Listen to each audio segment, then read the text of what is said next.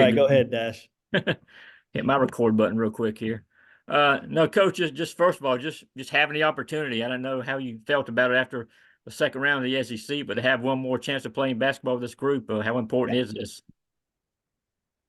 I love it. I'm excited about it. I'm excited to dive into the Xavier Scout and learn as much about them as possible in a really quick turn. But they've got the same thing. It's part of the excitement of this time of year, in particular with the NIT opportunities, because some of these, like this one, just come really quick. But it gives young people an opportunity, for more opportunity, right, for development and for experience. Whether it's our fifth-year guys or our freshmen or anyone in between, they've earned the right to play postseason, and no one can ever take that away from them. It's not the NCAA tournament, of course, but the NIT is a prestigious event that we're proud to be a part of.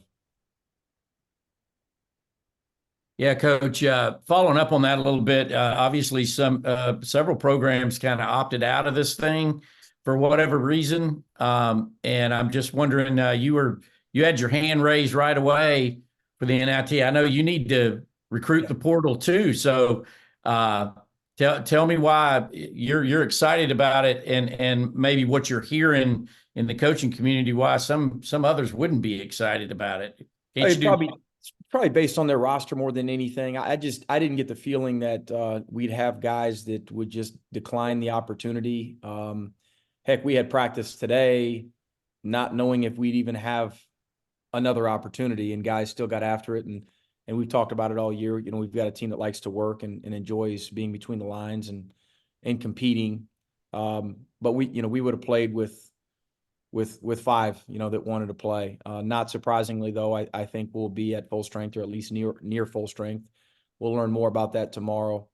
But I'll challenge our guys tomorrow to obviously take advantage of another opportunity. I mean, another factor as to why we should be excited about it, because we lost our last one. Give you an opportunity to get that taste out of your mouth, potentially. I'm sure Xavier feels the same way, and everyone else in this field. All right, next we'll go to Jordan Hill and then Mark Weiser. Jordan? Mike, just sort of going off of that, what have the last few days been like, sort of in limbo, waiting for this announcement, and now obviously understanding that you guys do have another game to play? We had the travel day, which is natural, after any tournament that we've been associated with, whether it's, conference or preseason non-conference stuff. And then we took a day, and then again today got after it. Again, it was a unique practice. It was fun. For the most part, we just competed, let guys get up and down. There wasn't much drill work. There wasn't much, prep, scout team stuff, scout and report stuff, for obvious reasons. But that said, again, I think our guys took advantage today of just shaking some of that rust off and getting our win back a little bit and competing. All right, Mark Weiser. Look, I think I'm having video problems, but audio-wise, at least it's here. Any chance Jabri will be able to play? And we mentioned a strange time kind of with the portal opening. Has anyone told you that they might opt out and look at that future for themselves? No one has told me that to this point, Mark. Things could change. Who knows? And I'd rather not speculate. Again, we were at full strength at practice today. Jabri did not go physically; he was there mentally. I don't know whether he goes tomorrow or not. He's day to day, according to Lance, our trainer. All right. Next up, we'll go with Palmer from DawgsHQ, and then Mike Griffith. Palmer. Yeah, Mike, obviously you've been a part of the NIT a couple times before. Just what have the benefits of playing in this tournament been? Again, just opportunities for individual development, for potential momentum going into the next year. I think that was probably more of a prevalent sentiment 10 years ago and even 5 years ago, before the portal era became as significant as it currently is, because who knows what's going to happen to a lot of our rosters in the NIT and heck, anywhere else at that. But college basketball is about these young people gaining experience and developing on and off the court. And it's just another opportunity to compete, right? To compete together, to compete against another institution. And we lost our last one. Heck, you guys want to play Tuesday night at home against a Big East team? Yes. That should be our approach to this thing. All right, Mike Griffith. Thanks, Trey. Yep. Hey, Mike, I know what you're saying about the portal and rosters changing, but just I guess from a perception standpoint, I mean, obviously, Georgia basketball, you're trying to build a culture here, winning culture, a fan base, just to be in the postseason. How big of a step is that for you as you go out to recruit and talk about the progress you've made in the program? Well, I think there's a big difference, Mike, between selling this spring and whether it be portal guys or high school juniors or sophomores or what have you. There's a big difference between, again, hey, we feel like we got better, had a similar record, but our league was better, our numbers are better. No one can take away the fact that we made the NIT, we made postseason. It's not the ultimate goal, but it's a step in the right direction. Got better from year one, year two, we went to the NIT.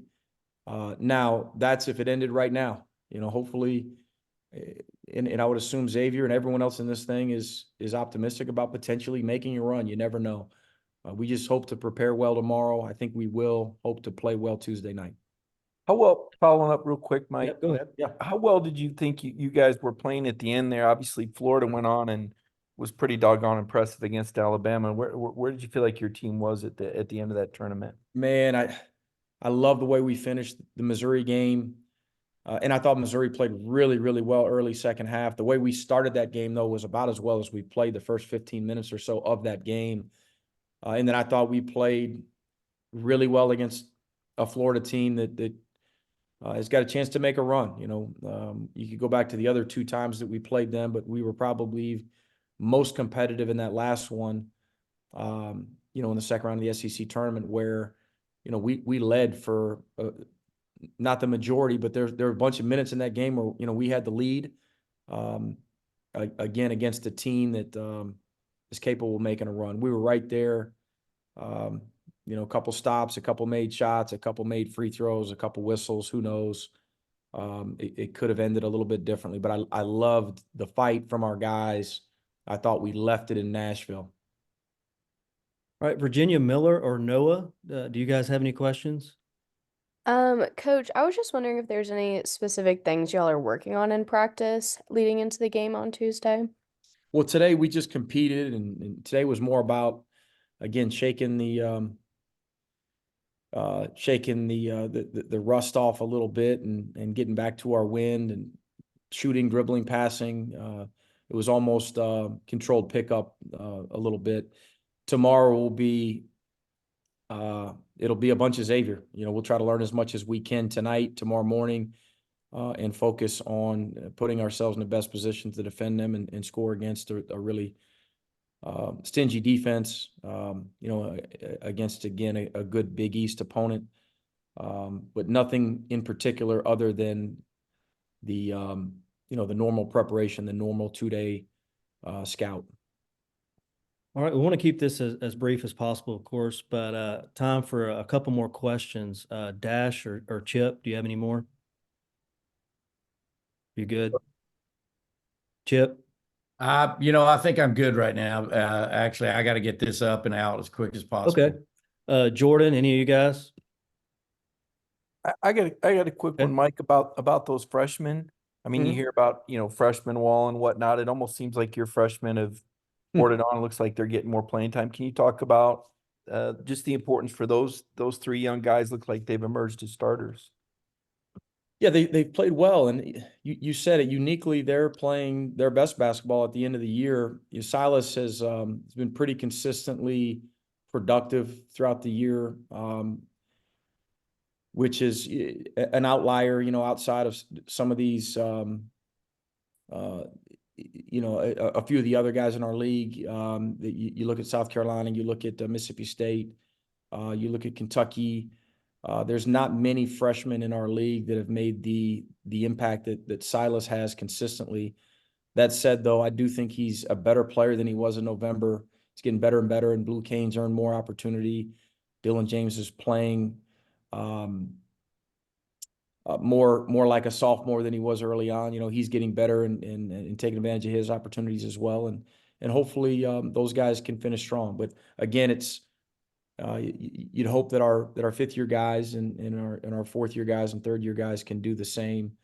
Hopefully we can play well on Tuesday night. But I certainly like our freshmen and the ceiling that those guys have. And it's pretty unique that we've had three that have made the impact that those guys have had.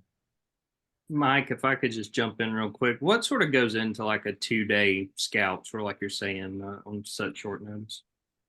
Yeah, there'll be a bunch of film, and so we'll break it up more so. We'll have shorter film sessions because we'll have more of them. We'll watch film right up until game, until we tip Tuesday night. So we'll probably do something Tuesday morning. We'll do something Tuesday at pregame meal and shoot around, do something in the locker room, and it'll start tomorrow afternoon. We'll probably do something again tomorrow night.